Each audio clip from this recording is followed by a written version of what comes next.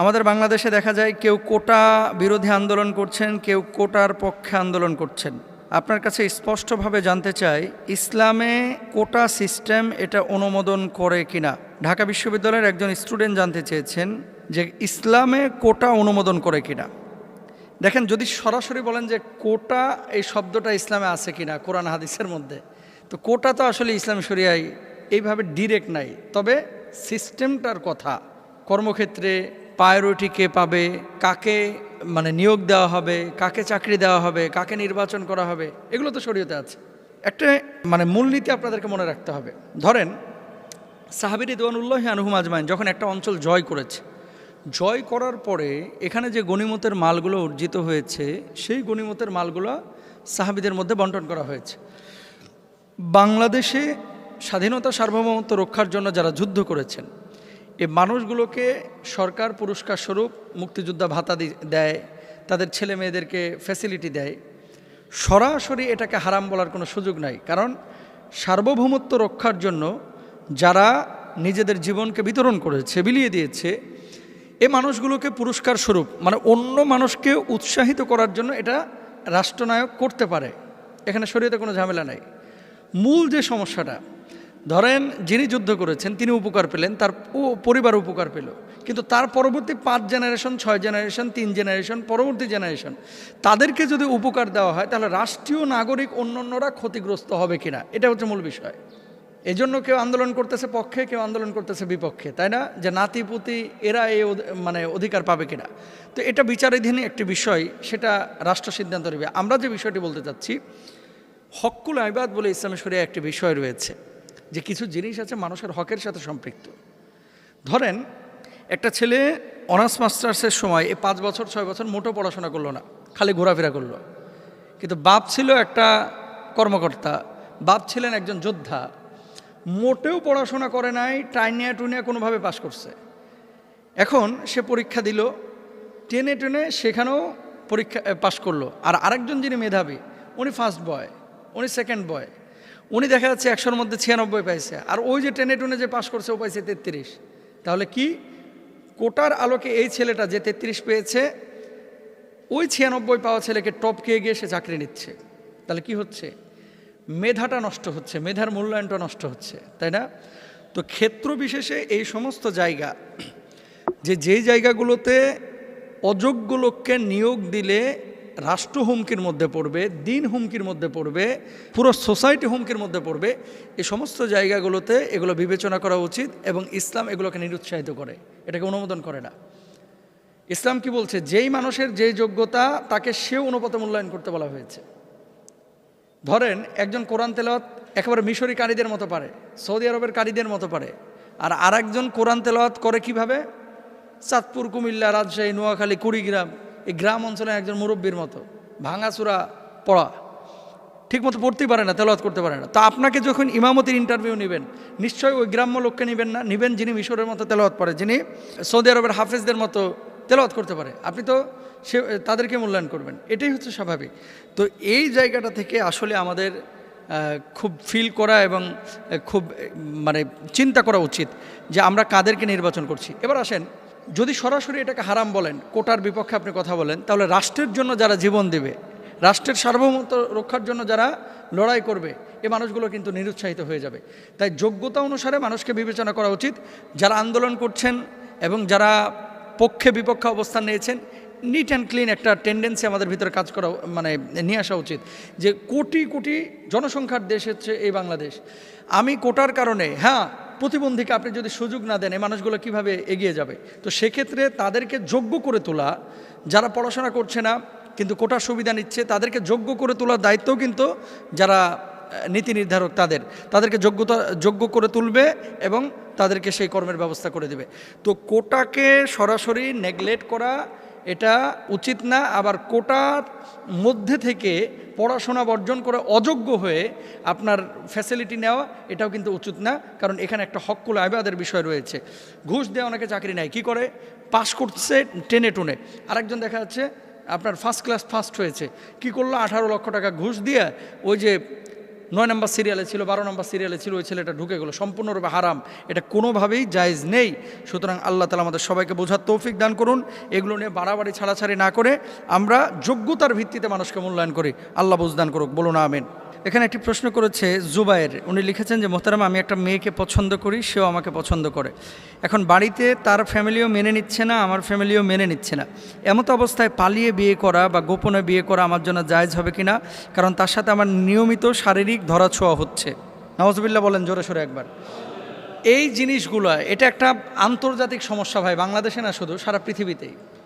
বাপ মা কিন্তু জানে যে আমার, এই শুনেন, আপনি কেমন বাপ মা, আপনি আপনার ছেলে মেয়ের অ্যাটিটিউড দেখে বুঝেন না যে আপনার ছেলে মেয়ে হয়তো বা অ্যাফেয়ারে জড়াচ্ছে?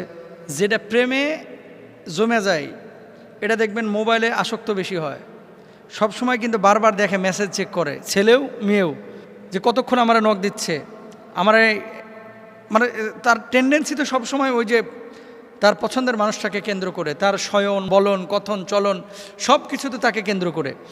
বাপ মা রাত্রিবেলায় দেখে যে ছেলে বা মেয়ে রাত্রি তার বেডরুমে কারোর সাথে কথা বলছে কিনা, এই জিনিসগুলো বা তার শারীরিক পরিবর্তন, এটা দেখে তো বোঝা উচিত যে আমার ছেলে বা মেয়ে কারোর সাথে সম্পর্কে জড়িয়েছে। যদি জানতে পারে, প্রথমে উচিত ছিল বাপ মাকে এই ছেলে মেয়েকে কী করা, বাধা দেওয়া, যে প্রেম টেম এগুলো করিস না বাবা, আমরা আমাদের পছন্দ মতো তোদেরকে বিয়ে শাদী দিব। যখন অ্যাফেয়ার হয়েই গেছে, কোনো ছেলে এবং মেয়ে এ ধরনের সম্পর্কে জড়িয়ে পড়েছে, বাপমার উচিত হচ্ছে তাড়াতাড়ি বিয়ে দেওয়া। কারণ কি, ফাল আইনান জেনা হুমান নাজার, মনে রাখবেন যারা প্রেম করে, এখন প্রেম কিন্তু কোন একজন লেখকের কলাম পড়েছিলাম, প্রেম বলতে আসলে কিছু নাই, এগুলো হচ্ছে শারীরিক চাহিদা মেটানোর একটা উপলক্ষ, মাধ্যম। যদিও প্রেম টেম ভালোবাসা টালোবাসা এগুলো আসলে ওইরকম কোনো উপলক্ষই নাই, এটা মূলই হচ্ছে ধরা ছোঁয়া, তারপরে মনে করেন আজেবাজে কাজকাম করা, এগুলো হচ্ছে মূল।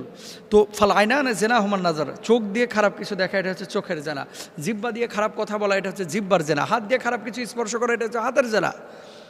এখন বাপ মার উচিত যখনই বুঝেছে তখন বাধা দেওয়া, বাধা দেয় নাই, প্রেমটা জমে গেছে। এখন ছেলেমেয়েরা জেনাহের মধ্যে নিয়মিত লিপ্ত হচ্ছে, এমন অবস্থায় বাপ মার উচিত বিয়ে দিয়ে দেওয়া।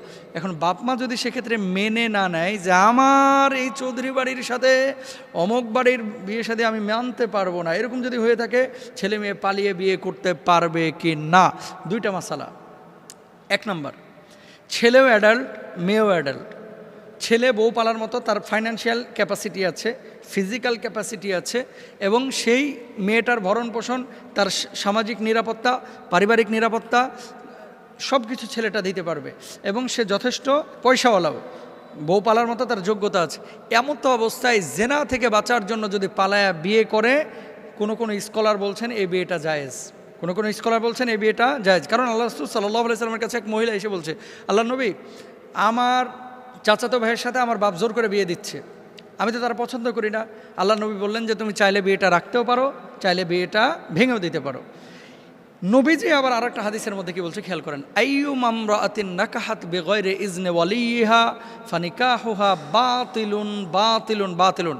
নবীজি 3 বার বলেছেন এই কথা, যে কেউ যদি পিতামাতার অনুমতি ছাড়া কোনো মেয়ে বিয়ে করে, তার বিয়েটা বাতিল বাতিল বাতিল। এখন সিচুয়েশনটা আপনাকে বুঝতে হবে। পরে ক্লাস 8-এ প্রেম করে এখনই বিয়ের লাগে পাগল অনেক ছেলেরা আছে, তো বিয়ে করে তুই খাওয়াবি কি? ও 4 দিন 5 দিন মেলামেশা হবে, তারপরে আর কোনো আসক্তি নাই, পরে যাইব ভাগ্যা পালায়া। এজন্য বলবো যে এরকম ছেলে মেয়েদের বিয়ে শাদী, যারা ক্লাস 7-এ পড়ে 6-এ পড়ে, যদিও জায়েজ, কিন্তু এই বিয়েগুলো নবীজি সাল্লাল্লাহু আলাইহি ওয়াসাল্লাম যেহেতু সরাসরি হাদিস আছে, সেহেতু এগুলো খেয়াল করা উচিত বাপমার অভিভাবকের। এগুলো তো হুজুররা পারবে না, হুজুররা মাসালা বলতে পারবে।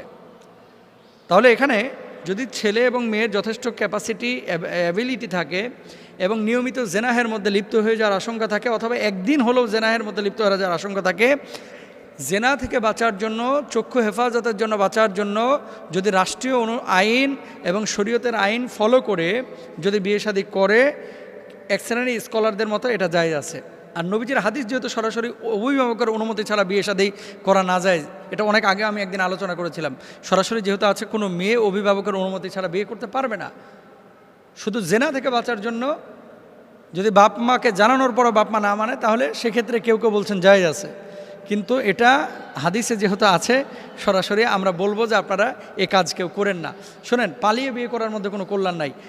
এই যে ঢাকা সিটির ভিতরে 52,000 54,000 প্রতি বছর তালাকের আবেদন পড়তেছে, ম্যাক্সিমামই হচ্ছে প্রেমের বিয়ে কিন্তু ভাই বেশি দিন টিকে না। অধিকাংশ ক্ষেত্রে